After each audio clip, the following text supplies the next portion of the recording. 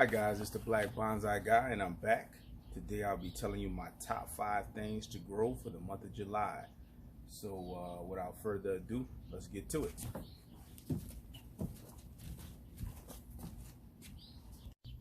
Alright, coming in at number 5, we have lime. Yes, ladies and gentlemen, don't have a lot of lime during the year, so it's always good to grow your own lime. So you can make those, alcoholic beverages, or you can even do key lime pie. So coming in at number 5 is lime.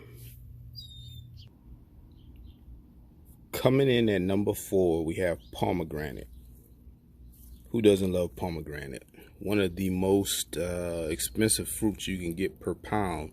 I keep mine in organza bags once they start to form fruit.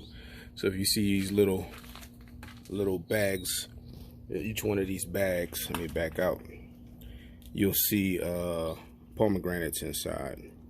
Did a video on this, on how if you live in Tucson you can get pomegranate trees for about $5.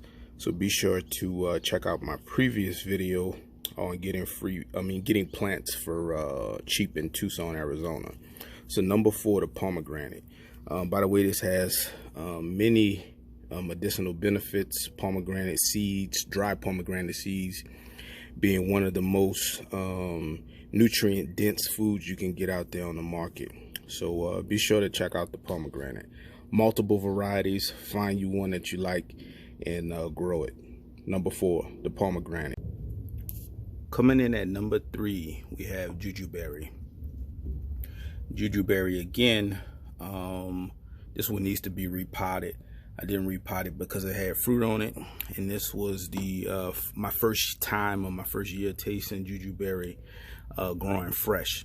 Anytime I had it previously, it was either dried, never really had them fresh, so I didn't want to shock this plant by transplanting it mid-season, so I decided to just leave it in this pot and let these guys ripen up. They're green now. Most people start to eat them when they turn red. Some people let them dehydrate a little bit on the vine and turn a dark red, and they get a little bit more chewy. This one is jam-packed with nutrients, just like the pomegranate seeds. I think this is a little bit lower than pomegranate seeds in terms of nutrition, but been used for many, many years medicinally. The roots, this plant is invasive, so it'll start shooting out multiple plants down there at the bottom.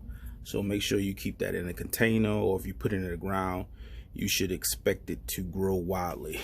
And as you notice, there are thorns on there, so be careful with that. Number 3, Jujuberry.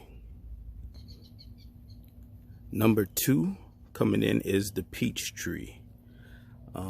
We ate all of our peaches. The last one fell over the weekend.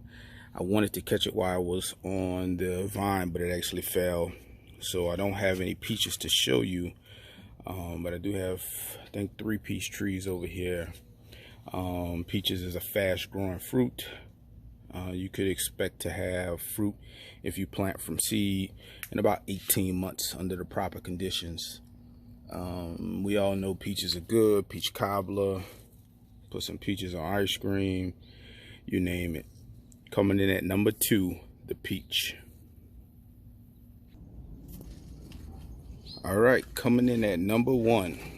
Let me get up in here so you guys can see. We have the fig. Number 1 is the fig for the month of July. But we do have to share the number 1 spot with another tree, and if you follow me, you know what that number 1 tree is going to be. But my fig harvest this year has been crazy. Had multiple figs. I just made my first batch of jam out of figs, but unfortunately all of the jars are on back order in America because we're going through this pandemic. So it's hard to get glass jars to actually put the preserve in. So I'm on a hunt for that. But these is my fig side of my garden. This is a heavy producer. We're gonna have some fruit that drop later this year. They're starting to get soft. All right, I'm back. Sorry about that. My phone overheated, so I had to let it cool down for a second. But going back to these figs, highly recommend everyone get into figs. These will be dropping within the next month or so. As you can see, some down there. Come up to stock. It's a whole bunch in there. Highly recommend figs. Tasty things. You can do a lot with them. So the #1 spot is shared. And for those who follow me, you know how I feel about this plant. I'll pause for a second. This plant right here, the Pakistani mulberry, it's past mulberry season. Typically we get mulberries in the March, April time frame out here in Tucson. But since the fruit is so good, you know, it's always a delight to grow this tree. I think the leaves, you know, you can't go wrong with those leaves right there. They add some greenery to the backyard. Mulberry is always going to be in my #1 spot. The fruit, you can't beat the taste of the fruit. One of the sweetest fruits I've ever had in my life. I got this one tied up against the post. It's a rapid grower, and it gives you a lot of fruit. So my #1 spot is shared with the Pakistani mulberry.